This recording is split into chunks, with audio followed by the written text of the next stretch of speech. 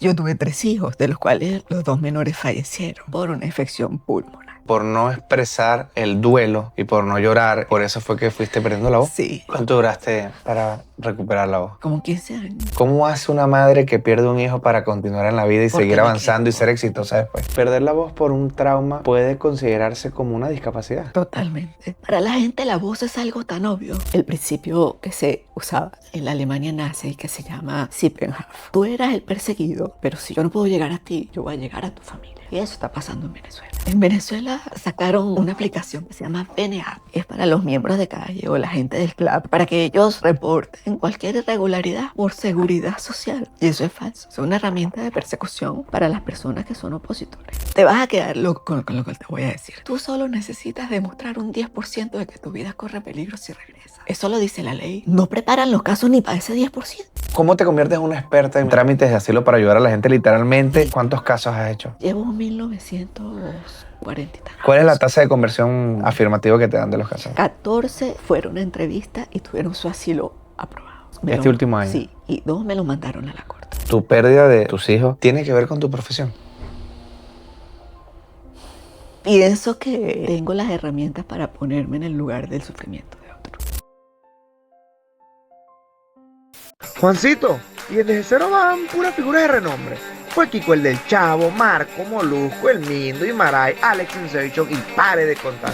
Y nosotros, los que creamos nuestro propio negocio desde cero, también tienen una historia que contar. Bienvenidos a Desde Cero Business. Yo pensé que tú estabas afónica ese día que estábamos conversando. Y tú me dijiste, no, yo no es que esté afónica, fue un... Sí, es que hace muchos años, hace aproximadamente 18 y 20 años, que fue aproximadamente la época que pasó, yo tuve 3 hijos, de los cuales los 2 menores fallecieron. Uno primero, cuando nació, y después tuve el otro. Y él sí nació vivo, nació muy bien, pero ocurrió cierta situación y a los 2 años y medio fallece por una infección pulmonar. Él, teniendo 2 años y medio, agarra esa infección. Esa infección parece ser que fue sumamente abrupta. Y él duró solamente una semana. Una semana desde que le dio su primer proceso de fiebre hasta que falleció. Entonces, imagínate. Pero no se sabe de qué fue. Fue una infección. Pero Pero fastidioso. No, así. Ujú. o sea, no fue una gripe común, o sea, No, empezó no con una fue. gripe común. Empezó con una fiebre. A los 2 días empezó a hacer parálisis renal porque dejó de hacer pipí en su pañal. Nos fuimos corriendo a la clínica. De la clínica la hemoglobina le bajó casi a 2. De ahí nos fuimos a terapia intensiva. Y fue un proceso sumamente rudo, sumamente violento. Los mismos médicos estaban asombrados de ver cómo una bacteria pulmonar se regó por todo el cuerpo y empezó a hacer hemólisis. La hemólisis es la autodestrucción de los glóbulos rojos. Por eso es la hemoglobina. O sea, al no haber glóbulos rojos, el paciente el oxígeno no tiene dónde pegarse y dónde transitar. O sea, es un colapso. Entonces sí, fue una bacteria sumamente agresiva. Y a los 2 años y 4 meses él fallece. Eso fue en febrero que él fallece y yo empiezo a perder la voz progresivamente. Ya a fin de año. ¿De qué año fue eso? Eso fue 2011. ¿Y tú puedes seguir hablando de ese tema? Sí. Ok. Eso fue en el 2011. Y a finales del 2011, yo ya prácticamente... ¿Qué sucede? Yo hoy en día entiendo, después de mucha terapia, hoy en día entiendo que yo no viví ese duelo como lo tenía que vivir. Yo no lloré como tenía que llorar. Yo no lo expresé como lo tenía que Y expresar. Y se somatizó aquí. se somatizó en el Por centro. no hablar. En el centro. O sea, tú entendiste que por no expresar el duelo y por no llorar, y entendiste que por eso fue que fuiste perdiendo la voz. Sí, eso lo entendí a lo largo del tiempo. Sí. O sea, Después de mucha... O sea, que existe eso, que es Total. verdad, que es un hecho. Tú eres una fe de eso. Totalmente. ¿Cómo te enteras tú que es por eso? Que de ahí donde viene eso. Después de médico en médico, pasé por muchos médicos. Y los médicos lo que les extrañaba era que mis cuerdas vocales estaban perfectas. O sea, no había nódulos, no había desgarramiento. O sea, anatómicamente estaban perfectas, pero no hablo hasta que uno me dijo, mira, anda, vete para Caracas, que en Caracas está esta persona que atiende esta patología. Esa es una de las enfermedades raras que están en un libro. Ellos tienen un libro que se llama eso, enfermedades huérfanas, porque no le han conseguido el origen. Enfermedades huérfanas. Porque no tienen papá, o sea, no tienen origen. Claro, no tienen origen. Entonces me dice, pero esta mujer hace un tratamiento que son las inyecciones de Botox en las cuerdas vocales. Eso es para estabilizar los movimientos involuntarios que tienes en tu cuerda vocal. Bueno, a mí me decían, vámonos para allá y vámonos para allá. Me fui después de haber ido hasta Bogotá. Entonces en Caracas viví la experiencia de la inyección. La inyección, la técnica que yo usaba era intravocalmente y los dolores eran sumamente espantosos. Yo creo que ese es el dolor con decirte que la primera vez que me inyecté casi me del dolor. ¿Se inyectan a dónde? Una aguja como el pico de un tucán. Te la meten y te inyectan alrededor en los músculos de la cuerda vocal. Pero era un dolor espantoso. Y a los 15 días tenía que venir por otro. El dolor era tan que yo llegó un momento que le dije a mi esposo, mira, yo prefiero quedarme así. Él vio, yo no lo vi, él vio gente saliendo, hombres, saliendo de esa consulta que se hacían bien el dolor. Ahí fue donde él entendió de lo que yo estaba. Entonces decidí quedarme así porque era mucho el dolor. No mejoraba mucho porque no me aplicaba el retoque. Entonces no alcanzaba a saber si de verdad eso funcionaba. Pero muchísima gente yo veía que funcionaba. El caso es que decidí quedarme así. Con psicólogos, con psiquiatras, con terapia, con meditación, con ese proceso de manejar la frustración. Porque yo siempre he trabajado en venta. Entonces me quedé sin mi herramienta. ¿Cuánto duraste para recuperar la voz? Como 15 años. Yo hablaba solo en susurro. O sea, así pero más bajito. Aprendiste a hablar señas, ¿no? No. Tú dijiste, como que no te resignaste. Me resistí. Ah, te resististe. Porque yo decía, yo voy a recuperar mi voz en cualquier momento. ¿Y cómo hacías para trabajar si trabajas en venta? No, lo que pasa es que yo no era empleada de nadie. Yo siempre trabajé independiente. Pero igual tenías que hablar. Igual tenía que hablar. Entonces, bueno, siempre recurría al chat. Ok. Siempre recurría. O sea, nunca dijiste que no. No, ¿cómo? Wow. Este proceso lo paraste allá y seguiste obviamente viviendo tu rutina de vida así. ¿Te frustraste? Mucho. Es que el desafío fue manejar la frustración. Manejar el cómo. Eso te acompaña. ¿Cuándo entiendes que fue eso la terapia? Sí, y leer. O sea, leer sobre eso. Leer casos paralelos a eso, de personas que tenían eso. Y entender de que eso tenía un factor emocional 100% intrínseco. Eso lo logré y con la investigación. Ahora, yo soy papá de 2 niñas, ¿no? Y solamente yo escuchar tu historia, yo me asusto con mis hijos, ¿no? O sea, de una vez piensas como que, Dios mío. Bueno, imagínate que a mí me queda una. ¿Cómo no me asusta? Pero ¿cómo tú haces para hablar de esto con esa serenidad? Porque Ok. supongo que hay un duelo que igualmente se va a vivir como de por vida. Sí. Eso es un dolor que no se quita. Ese es un dolor que tienes que hacer, amigo, para poder. Te tienes que El duelo de la hacer- muerte de un hijo. hacer parte, él es parte. Y enfocarte en las cosas que sí te quedaron y que sí puedes hacer. Yo soy testigo de Jehová hace muchos años. Ok. Y yo estudio la Biblia todos los días. Y en la Biblia, Jehová Dios nos promete una esperanza para el futuro, que es la resurrección de nuestros seres queridos que mueren. Y estoy 100% confiada y tengo la fe absoluta de que eso va a suceder. ¿Por qué? Porque todo lo que Él ha prometido se ha cumplido hasta ahora. Tanto las cosas cuando vino Jesús a la tierra, todo lo que hizo, todo lo que demostró que tenía el poder de hacer, como la resurrección, eso fue una abreboca.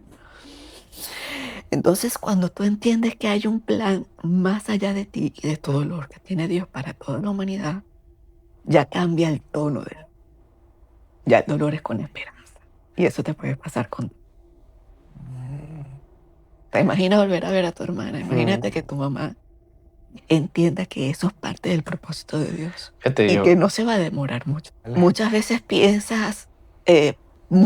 pensamos que superar el dolor es olvidar, pero no es así. Superar el dolor es confiar de que viene un futuro, de que la vas a poder.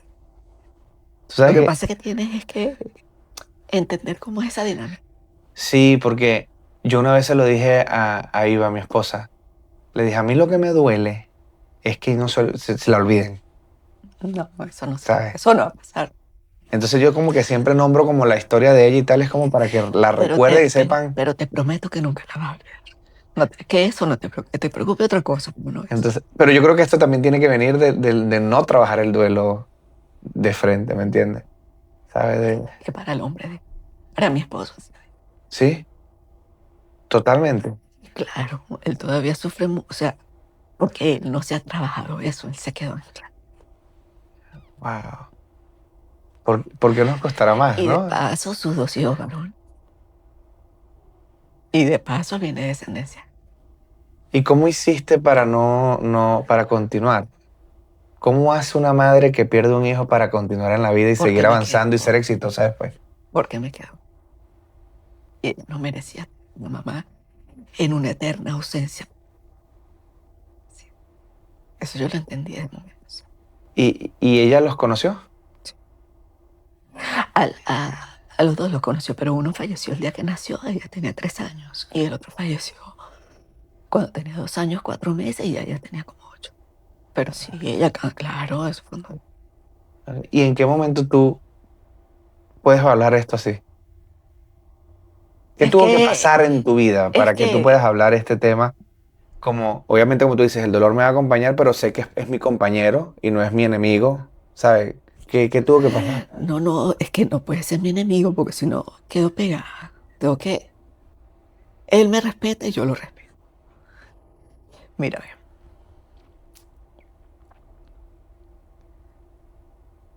cuando te queda un solo hijo en la vida, y de paso es una niña espectacular, tú tienes 2 opciones, o salir para adelante por ella. Tú has salido para adelante porque tienes un tremendo 550 atrás. ¿Sabes de qué te estoy hablando? Tú eres una lancha, tú eres un bote y tus 2 motores son tus hijas. Sí. Y si falta una, la otra no merece el 100% de papá y de mamá. No merece. Tienes que salir para adelante por ella. ¿En qué momento yo puedo seguir hablando como hablo? Porque yo tengo una fe absolutamente. ¿Y cuando pasó eso no perdiste la fe? No perdí la fe, pero sí me enojé un rato. Me enojé un rato con Jehová, peleaba con él. ¿Qué le decías? ¿Que por qué? ¿Que por qué? Si ya era el segundo, ¿que por qué? ¿Entiendes? Claro, esas guerras con Dios uno las tiene. Y las tienes que tener para darle paso a la bendición de que Él te demuestre que basta, ¿Y tuviste esa respuesta? ¿Cuál fue? basta. Y está. En la Biblia hay un texto que dice que Dios te da la paz que supera todo entendimiento, todo pensamiento. Y es la paz de Dios. Y la paz de Dios es una cosa inigualable. De eso que la gente te dice, pero ¿cómo puede? Bueno, porque Él me la da. Eso no es porque yo soy una chica súper poderosa. Eso no es porque yo soy la Mujer Maravilla. Eso viene de un ser que es el Dios tuyo y Él. Perder la voz por un trauma puede considerarse como una discapacidad. Totalmente. O sea, eso, que tú estuvieras en silla de ruedas, para mí era, ¿no? Pero perder la voz, perder la voz. Para la gente la voz es algo tan obvio. Para la gente la voz es algo que está ahí, que nunca se va a ir. Perder la voz es una de las situaciones emocionales más difíciles que pueda haber, porque es tu centro de comunicación. Es tu herramienta para perder la voz. Mira, estaba escuchando hace poco que la voz es un milagro. Me llama la atención. ¿Por qué la voz es un milagro? Porque la voz es lo único que no puedes tocar. Todo tu cuerpo lo puedes tocar. Todo tu cuerpo se puede palpar. Fallece y está tu cuerpo. Pero la voz, ¿cómo la toques? Y es tu medio de supervivencia total. Desde que naces, que lloras por comida, hasta que te acompaña hasta el muerto. Entonces, la voz es un milagro. Solamente la empiezas a valorar cuando la pierdes. Imagínate tú con un trabajo así. Hay una chica que hacía redes, yo creo que era dominicana, ella falleció y ella hacía unos videos muy cómicos y tenía problemas respiratorios, murió de problemas respiratorios. Y hay un video de ella antes de morir. ¿Qué pendejo uno cuando dice un video antes de morir? Obviamente tuvo que ser antes de morir, no puede ser el video después. Cuando tú no puedes hacer un video. O sea, por favor. Y hace un video, y ella hace un video que ella dice: yo solamente quiero es respirar. O sea, ella casi llorando dice, voy a buscar ese video para colocarlo aquí.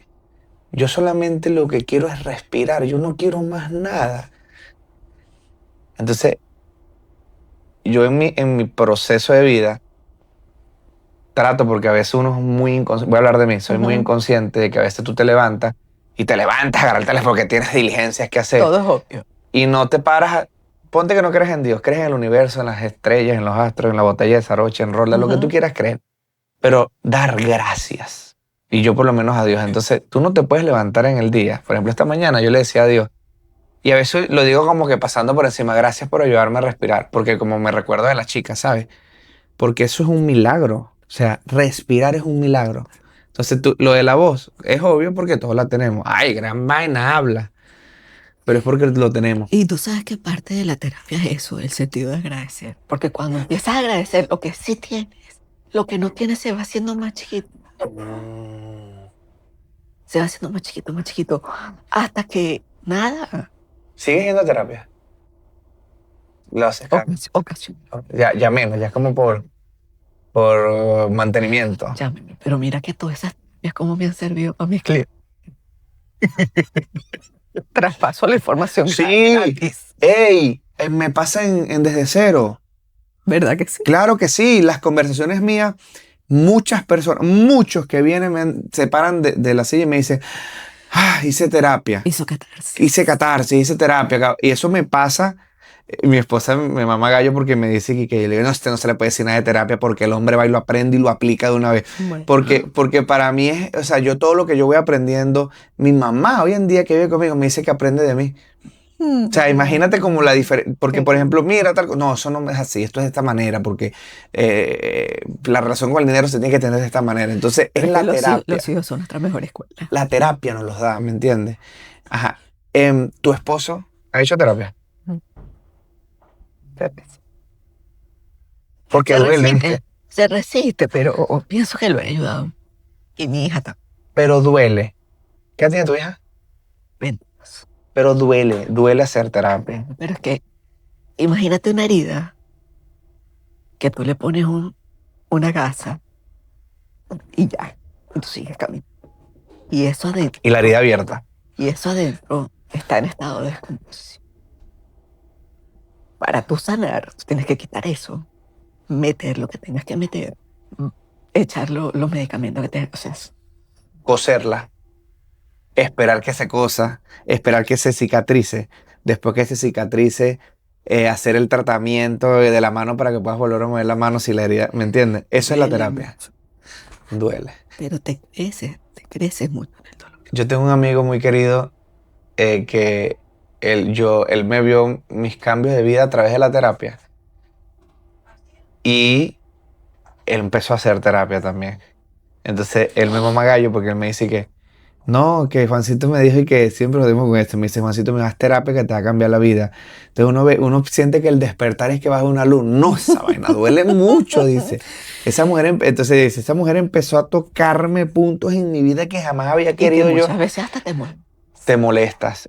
También hay personas que han ido a terapia y que después me terminan diciendo que no van más porque les molesta. Algo no, porque no me gustó lo que no sé qué más. Entonces, obviamente, yo no me puedo poner a decirle, chequea, ¿qué pasó? ¿Qué te incomodó? Lo que pasa es que de repente te empieza a ver en un espejo y los demonios que ves no te gustan.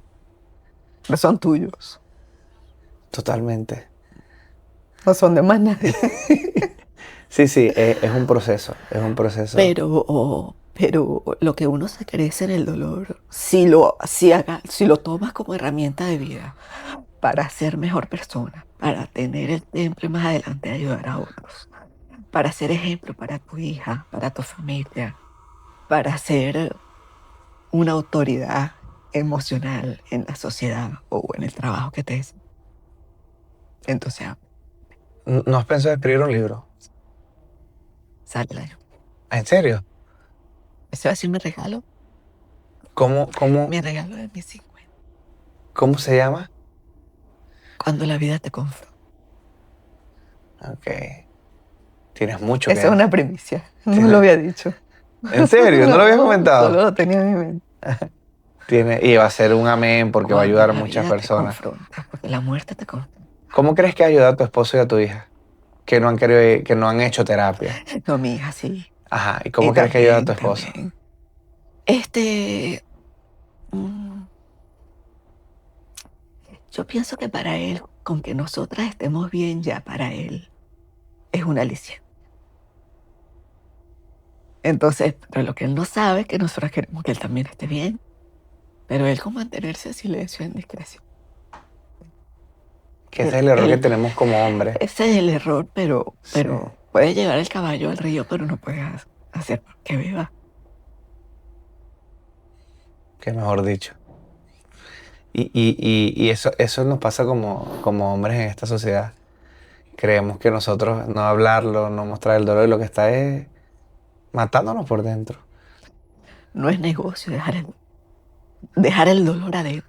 Tienes que sacar, mirarlo de frente, ponerlo en su sitio para seguir. Es decir, que cuando tú emigras, fue un proceso para ti difícil también, ya viviendo todo lo que viviste. No, yo estaba fascinada de mí. Yo anhelaba De siempre. hace mucho tiempo. Antes de todo el caos de Sí, Venezuela. sí. Antes de yo anhelaba, sí. O sea, y cuando viniste estabas dispuesta. Hacer ¿Qué lo que hacías allá fuese. y qué llegaste a hacer aquí? Ok, yo allá trabajé con seguros. Yo era corredor de seguros. Ok. Y eso para mí fue un mercado súper lucrativo. Sumamente, me fue económicamente muy bien. Paralelo a eso, viajaba a Los Ángeles y compraba mercancía, ropa al mayor. 10, 15, 20 mil dólares. Que no sabíamos qué cantidad de dinero era eso.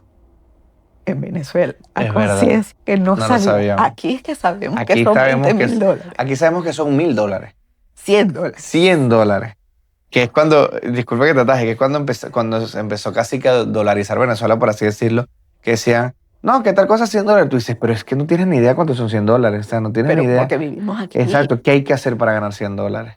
Pero ya en esa época, en el 2015, 2016, 2013, no sé, yo no sé, pero yo ganaba los dólares. No sé cómo más fácil, no sé, por el negocio que yo tenía.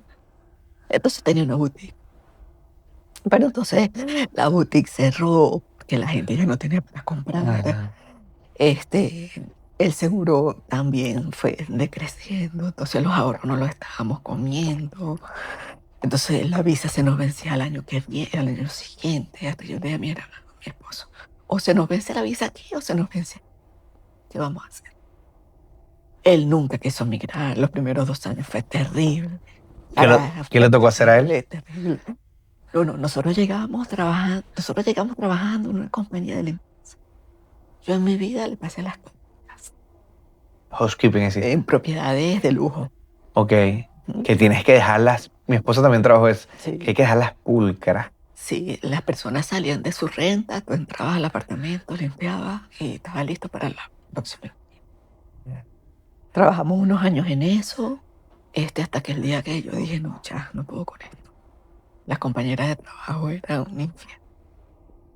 Me voy, agarré mi carro y en pandemia empecé a hacer Uber Eats. Y gracias al Uber Eats y al Amazon Flex tuve tiempo para yo capacitarme en lo que hoy es. Mira, ayer antier estuve en el podcast de Jonathan Molly y ellos tienen un podcast con él y el suegro. Y a mí me dijo el suegro, ¿cómo te fue con el el papá? El suegro de él. Oh. Me dijo, ¿cómo te fue con el Uber? Y yo le dije, lo pero lo súper máximo haciendo delivery. Pero ¿y por qué hablas tan bello del Uber? Yo también. Yo le digo, porque pude hacer lo que tenía que hacer para lograr lo que yo quería. Me daba el tiempo, Exacto. la disposición cuando tenía que trabajar y hacer una cosa y cuando no, y enfocarme, ¿me entiendes? ¿Te pasó igual? Idéntico. Yo empecé a estudiar migración dentro del campo, ¿Así? entre bloque y bloque, entre orden y orden. Pero porque, ¿cómo te conviertes en una experta en migración? Ok. En trámites de asilo para ayudar a la gente literalmente. Literalmente. O sea, porque no se trata que, o sea, yo estaba viendo lo que tú haces y no se trata, y te dije que lo estaba hablando ayer con un amigo, no se trata es que tú le dices a las personas, yo te hago el asilo, no. O sea, tú de verdad preparas un asilo con el caso que tenga la persona para que de verdad tenga un caso positivo para que gane, ¿me entiendes? O sea, no es como que tú no metes la planilla, es lo que te quiero decir. Tú no metes la planilla, tú la preparas. O sea, tú me dejaste loco lo que me dijiste que haces un simulacro con la gente. Lo que pasa es que me estoy adelantando, lo que pasa es que estoy emocionado. Pero antes de llegar allá, ¿cómo te vuelves experta? Porque literalmente eres experta. Todo lo que me estabas explicando en estos días, quedé con la boca así. Y yo dije, Dios mío, aquí yo voy botado. No, mentira. Pero es que a mí se me desarrolló una pasión por eso. Una pasión de ver tantas injusticias que hacían con esos procesos en la calle. Tantas estafas, tanta gente llorando, tanta gente que perdió todo, tanta gente que hoy en día no tiene ningún estatus por culpa de un mal caso. O sencillamente le cobraron y le metieron. Yo pensé que iba a ser de un mal. Cuando dijiste mal caso, yo dije, no voy a hablar de nada, ni de nadie. Pero sí, hay muchos profesionales del derecho que hacen desastres financieros con la vida. Y hay muchas personas que son preparadores de forma migratoria, que tampoco son profesionales, lo que están es por el dinero. Como en mi caso no es ese, porque de corazón jamás he sido así. Yo entendí que la vida de las personas estaban en mí. Eso para mí es una responsabilidad absoluta. Y como literalmente, tal, la vida de una persona en claro, este país está quien te ayuda a hacer un claro, trámite de asilo, pero es que, si es el caso de la gente de asilo, ¿me entiendes? por Es supuesto, literal, no es que es una novela, es literal. Porque entonces hay personas que han tenido, que llegan aquí, pasan mucho tiempo, crean empresas, hacen de todo. Un mal caso, te vas. Tienen 5 casas, tienen tremenda empresa. y yo lo sufro con ellos. No es para la entrevista y a veces se me quieren rajar. Muchas veces tienen tanta tensión y tanto pánico, tanto temor que cuando les hacemos el simulacro se me quieren rajar. No, señor, usted no se va a rajar. Y les empiezo a dar por otra parte. ¿Tú te imaginas a tu hijo viviendo en Venezuela?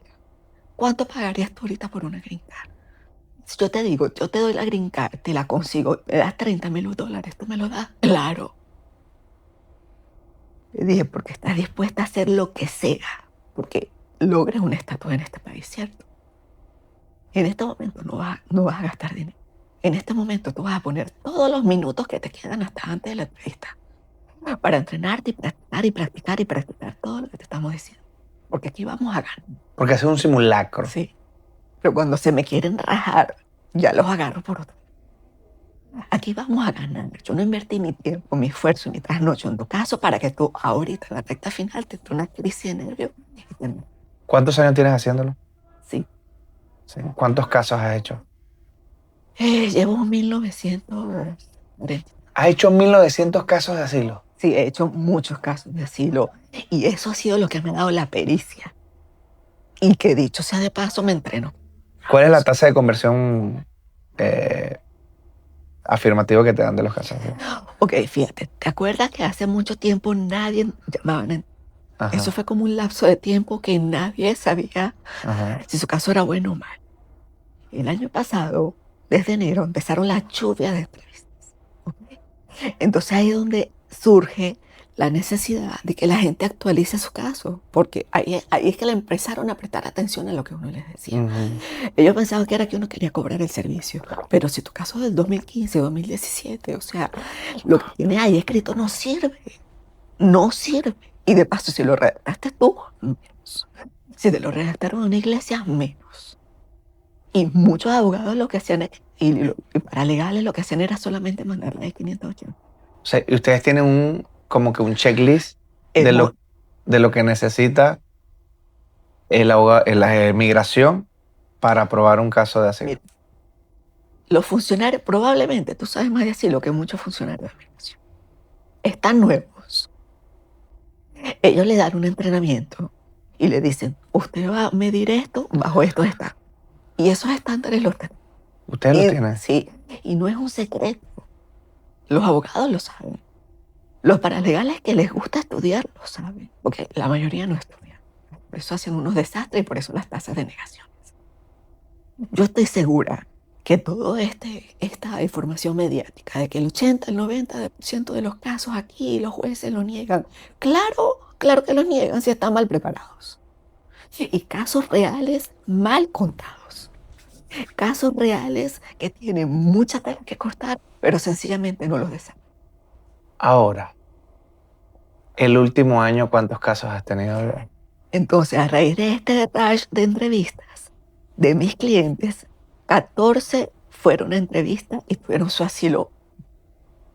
Y 2 me Este último año. Sí, y 2 me lo mandaron. O sea, 16 casos, 14 aprobados, 2 a corte. Correcto. Entonces, fíjate, abrieron una ventana de enero a octubre. ¿Qué pasó en octubre? Eso era una lluvia de aprobaciones. Eso era una cosa la mayor satisfacción de mi vida es que un cliente me lo apruebe en un caso, porque ese cliente va a poder terminar de criar a sus hijos aquí, hacer su empresa. O sea, ese es el sueño de todos cuando venimos aquí. Eso es un sueño de libertad. Y por eso mi empresa se llama así. Sueño de libertad. Nosotros salimos de una situación en nuestro país para ser libres. Pero mientras tengamos un caso de migración aquí, no terminamos de respirar. Yo me imagino que esa gente te debe llamar llorando la alegría. Total, no, lloramos juntos. Entonces, ¿qué pasa? En octubre sale la presidenta de administración a decir, los casos de asilo seguirán siendo entrevistados, mas no se les dará la respuesta. O sino cuántas ocasiones puede ser. Y Le pusieron un stop a la respuesta. Y si alguien que tiene un caso de asilo que se lo hizo otra persona, tú los puedes ayudar igual que lleguen a ti. O sea, los puedes ayudar, pero los casos de asilo se actualizan. O sea, puedes agregarle más cosas al caso. Pero es que de eso se trata. Si no lo actualizas, tú estás raspando, como decimos en Venezuela. Entonces puede llegarte a alguien y, por ejemplo, mira, yo metí mi caso de asilo y tú lo puedes actualizar, lo puedes como que arreglar y también le haces el simulacro a esa persona que vaya. Correcto. ¿Cómo? Son dos servicios diferentes. Una cosa es el blindaje del asilo y la actualización. Una cosa es eso. Y si el cliente tiene la entrevista cerca, le hacemos el otro servicio, que es el simulacro. Muchos paisanos, para mí, gratamente, sin necesidad de que los llamen, tengan cita de entrevista, me están contactando para que les blinde su asilo con tiempo. Ellos no pagan el simulacro, porque yo les digo, no tienen que pagar el simulacro de entrevista porque vamos a hacerlo cuando estemos encima de la fecha. Pero por supuesto, por ejemplo, a todos esos casos hay que arreglarle la cronología, porque la gente echó el cuento. Me secuestraron, me liberaron a los 3 días. Eso es un ejemplo. Ok, ¿quién te secuestró? No, los colectivos. Ajá, ¿cuántos eran? Entonces tengo que yo empezar a sacar con cucharilla las cosas para poderlas plasmar. ¿Qué es lo que tenemos que evitar a como de lugar? Que el oficial sienta que el caso de la persona es por AMPA común. Primero. Segundo, conectar el caso de la persona, si es así, con la real persecución. ¿Quién es tu persecutor? Y ese persecutor es brazo del gobierno. Entonces tenemos que ir hilando hasta llegar al gobierno, a la dictadura. O sea, es decir que ahorita que ya sacaron a Maduro, ¿cambia algo? Muchas personas piensan que sí. La respuesta es un rotundo. Muchas personas me llamaban, mis clientes o otros clientes por el Instagram, entonces ahora que Maduro se fue, entonces nuestro caso de asilo, y eso se volvió viral. O sea, en los casos de asilo que hayan sacado a Maduro, no cambia nada. Sacaron a Maduro, pero no a la dictadura. El Poder Judicial sigue siendo el mismo. El Defensor del Pueblo sigue siendo el mismo. Todo el Poder Ejecutivo siendo el mismo. El Poder Legislativo sigue siendo. Entonces, que hay un proceso de negociación y de transición por lo que está haciendo Estados Unidos. Sí, pero el sistema de persecución continúa. ¿Cuántos casos hay de deportados que apenas se bajan del avión lo meten al helicóptero? Ah, tú hablaste mal de nosotros. Tú metiste en un asilo diciendo que nosotros te torturábamos. Demuestra. Y eso salió en Gaceta. De que todo venezolano que haya pedido protección de asilo en nuestro país y regresa a Venezuela tenía que enfrentarse a él. Ahora sí tenemos miedo. Con gacetas bien fundados, con noticias, con evidencia, con registros de presos, con registros de presos torturados. Entonces el miedo pasado pierde. El miedo futuro es con lo que estamos. Ok. Pero saber fundamentarlo. Claro. ¿Y utilizan alguna técnica para cuando hacen el simulacro de entrevista? La técnica es la persuasión, porque eso es con lo que ellos se van. La instigación.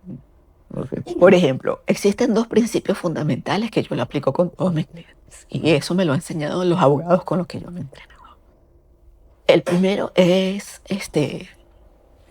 el principio que se usaba en la Alemania nazi y que se llama Sippenhaft. ¿Eso qué significa? Tú eras el perseguido, pero si yo no puedo llegar a ti, yo voy a llegar a ti. ¿Ok? Y eso está pasando en Venezuela. O sea, Juanito no está, Juancito no está, pero está la mamá, está la hermana, está la tía, está... ¿me explico? Y eso es una herramienta excelente de manipulación y tortura para los perseguidos políticos. Entonces, ¿qué sucede? Yo no soy activista político, yo no tengo nada que ver con política. Yo soy neutral, por ejemplo, pero mi mamá, mi papá, mi hermano, por ellos me están persiguiendo. Esa persona aplica para una asilo. Está el otro estándar, que es el estándar Mogarabi, que eso nació desde 1987, que es que la persona que demuestre que posiblemente su vida esté en riesgo si regresa a su país, ya es suficiente para que gane un asilo. Te vas a quedar loco con lo que te voy a decir. Tú necesitas demostrar, aunque sea un 10% de temor creíble, 10%. Eso lo dice la ley. Y los abogados que puede que me escuchen saben que es así. Tú solo necesitas demostrar un 10% de que tu vida corre peligro si regresas. Entonces, no preparan los casos ni para ese 10%. Porque es un negocio. Porque te quito la plata. Te hago creer que soy la pepa el queso. Te lleno el expediente de basura, de hojas. Y vamos.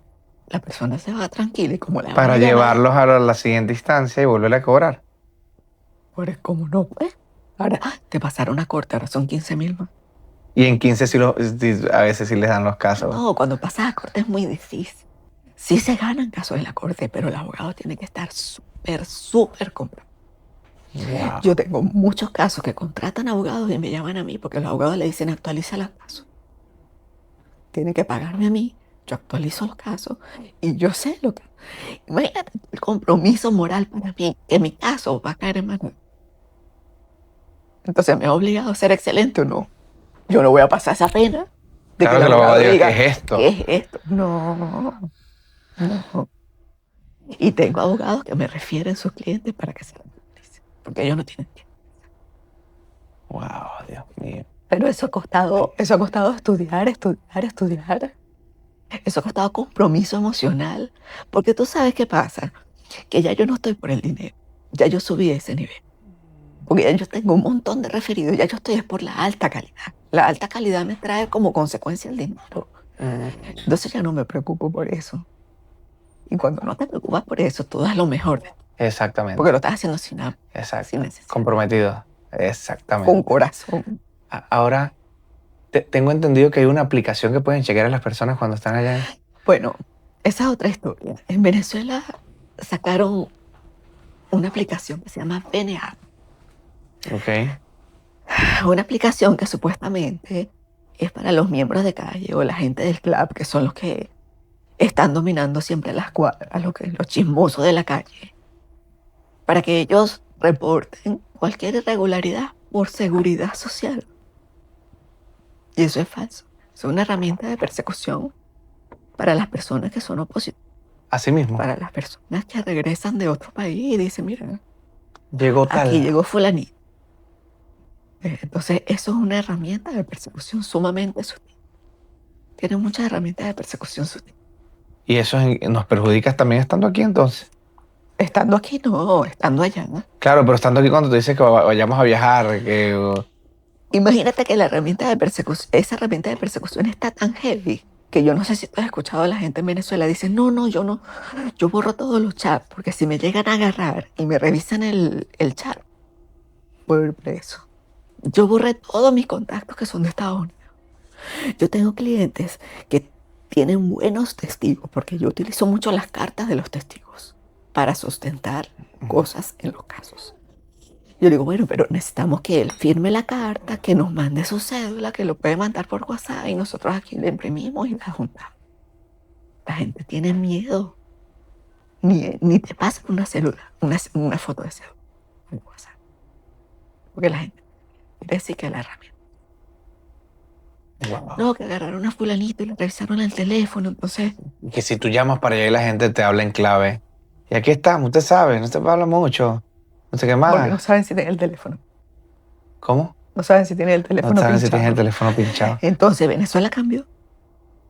Está peor. ¿Cómo debe hablar cuando una persona va a una entrevista de asilo? Okay. Nosotros tenemos un video que me encanta, que es de este muchacho Baduel, que toda su familia fue perseguida política. Él entra hablando con firmeza, con miedo, igual que la firmeza, y con contundencia, diciendo, yo soy fulano de tal, soy perseguido político por estas y estas y estas razones. Mi padre fue fulano de tal, perseguido, torturado y asesinado. Mi hermano, Entonces, cuando nosotros los entrenamos para cuando vayan a las entrevistas sean bien concisos con las respuestas. Nosotros, el venezolano, nos gusta echar el cuento. Tú no vas allá a echar el cuento. Tú vas allá a responder lo que te... Y eso es parte del entrenamiento. Tenemos que en los primeros 3-5 segundos hacer engagement con el oficial. El oficial escucha casos, mentiras y mentiras y mentiras y mentiras, casos chimbos todos los días. Necesitamos que tu engagement sea que él llame, que tú llames su atención para que él se interese por tu caso. Wow. Para que Cuando él te llegué yo a escuche. hacer comedia, papá, buenas noches, ¿cómo están? Claro. Eso ya es, mira, qué buen dato. Eso es como cualquier tipo de negociación. O sea, cuando te digo, Esa es la tesis de tu vida. claro, pero cuando te digo cualquier tipo de negociación es como que es los principios de una negociación. Necesito que llamar tu atención. No, o sea, y uno piensa que no, es un caso de asilo, entonces tengo que llegar llorando o muy solemne o no, lo necesito es que tú necesitas involucrarlo emocionalmente en tu caso. Y eso tiene su técnica. Porque llevas un caso real. Tú necesitas transmitirle el dolor y la angustia y el temor de regresar.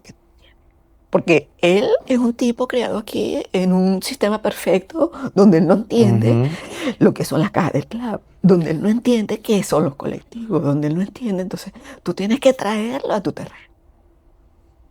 Porque cuando lo traes a tu terreno y logras que él te entienda, ahí él va a decir, ¿no?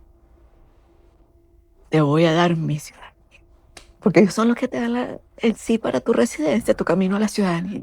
Y yo le digo, como lo digo en las redes sociales, lo digo a mis clientes, mira, prepararse para ganar el asilo es el camino a tu ciudadanía. O sea, ¿qué más que inviertas en eso? Y de repente no tanto invertir de dinero, invertir en comprometerte. Porque parece mentira, hay gente que no paga y después no se prepara. Tu dolor de vida, tu pérdida de tus hijos, tiene que ver con tu profesión.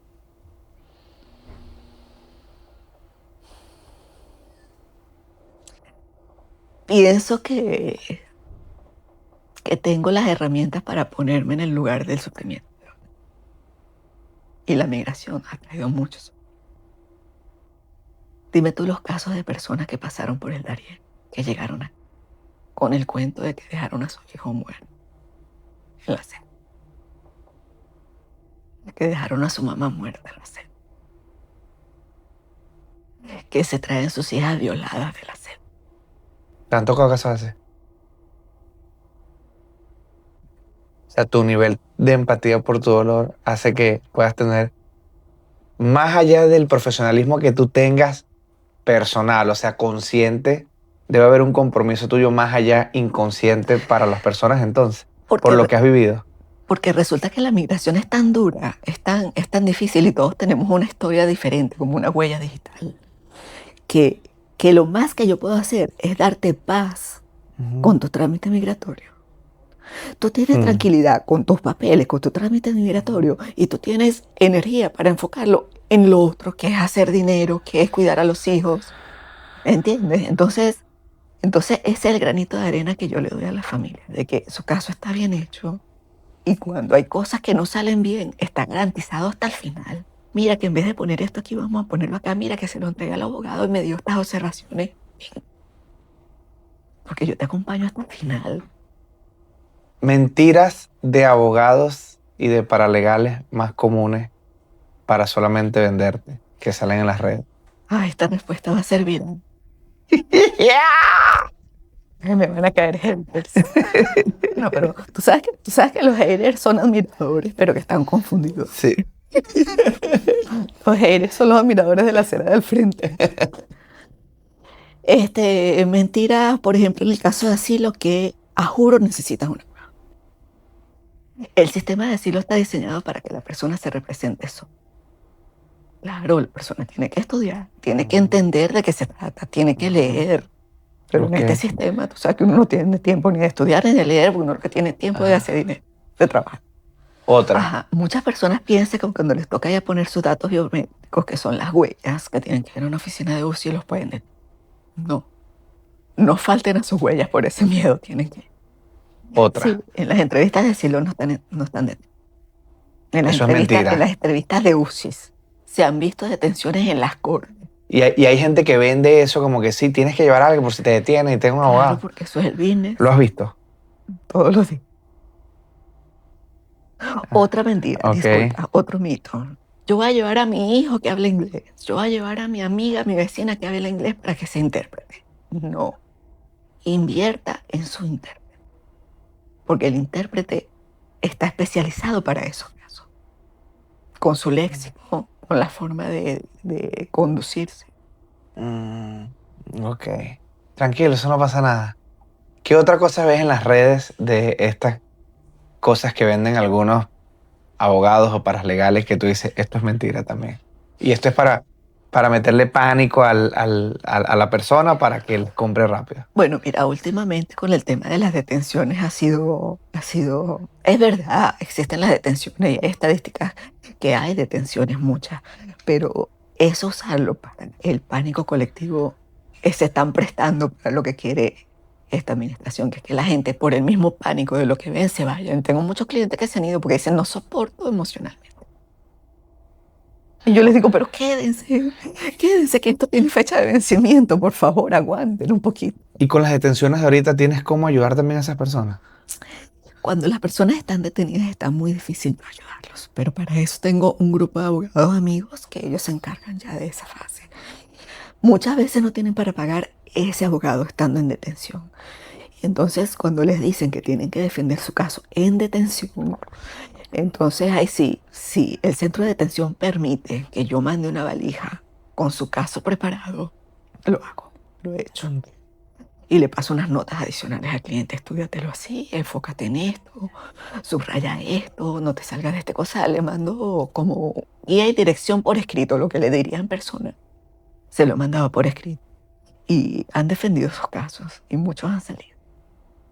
Me pasó con 3 y los 3 salieron. Ok. Tenía otros más, pero eso sí no les permitieron que yo les contara. Ok. Pero sí, ¿Qué tú crees que podemos hacer con todo lo que estamos viviendo entonces como inmigrantes?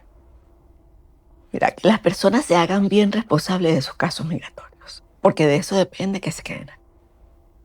De eso depende que no tengan que volver a emigrar y de eso depende que sus hijos crezcan estables emocionalmente. Para las personas que tienen asilo, no lo dejen para última hora.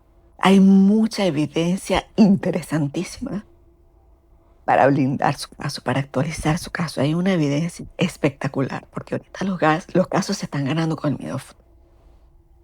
Hay que arreglar todos los casos, sáquenlo de la gaveta. Si no lo hacen conmigo, ok, pero actualicen sus casos, porque no es una opción perder un asilo. O ganamos los asilos, así yo le hablo a mis clientes, o ganamos los asilos o ganamos los asilos. El plan B es que el plan A funcione.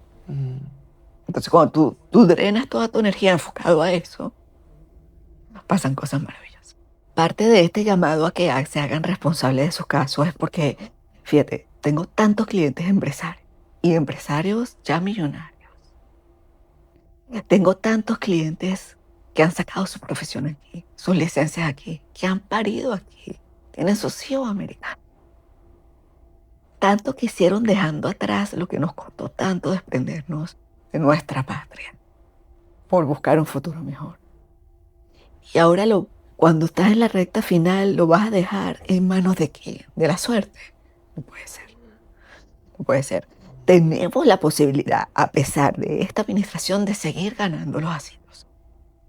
El estándar del asilo es uno solo y ha sido el mismo siempre. Con esta administración, con la que viene, con la que estuvo, ha sido los mismos siempre. Preparémonos.